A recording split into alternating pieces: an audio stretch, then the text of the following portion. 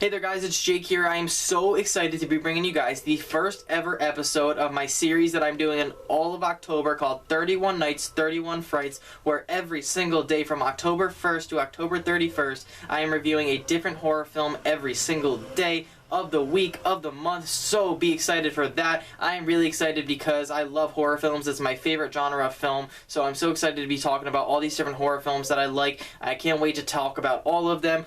So I thought we'd start this series off with a bang with one of my favorite horror films of all time, definitely one of my favorites in recent memory, and that is The Babadook, which came out in 2014 and is a psychological horror film. It stars Essie Davis and is directed by Jennifer Kent, and I really want to talk about it, so let's start doing that. So I'm going to give you guys a little snippet of what the plot is about. I don't want to spoil too much, and I'm not even going to show the trailer because I don't want to spoil anything for you guys. I want you to go in almost blind, but I'm going to tell you a little bit about what it's about just so you know what you're getting yourself into.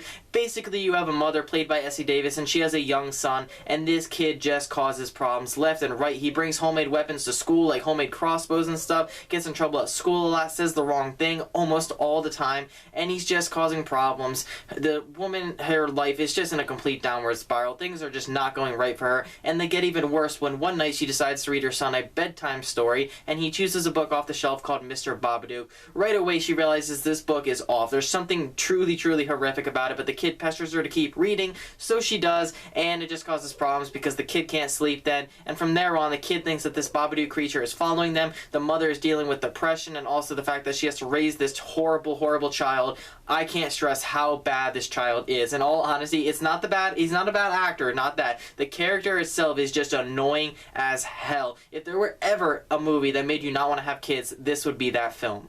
So that's what I'm going to tell you about the plot of this film, so I'm going to tell you what I like about that right now. The biggest thing I like about this movie, besides the writing and the acting, which is all phenomenal, is the directing style and the cinematography combination that goes with this film. The atmospheric tone that is built up in this film has so many things going on with it that are so phenomenally well done. It just has this bleak and dreary tone throughout the entire film with the colors that it uses, with the way that it looks. It just creates this dreary, dreadful tone that just kind of gets under your skin throughout the entire film, and it just makes the film so much more terrifying. Now, let's get to the performance by Essie Davis, which I feel like I've said before, but she deserved an Oscar for that performance. She is phenomenal in this movie. She is so good in this movie. I cannot stress how good she is in this movie. You have to go see it for yourself. If you're a person who is a lover of strong performances, then you would love this performance in this film because she does such an amazing job. I'm at a loss for words at how good she was in this movie. I truly thought she should have won Best Actress at the Oscars, Golden Globes, every single award show. She was my favorite performance of 2014 by far, and I really wish she would have won an award.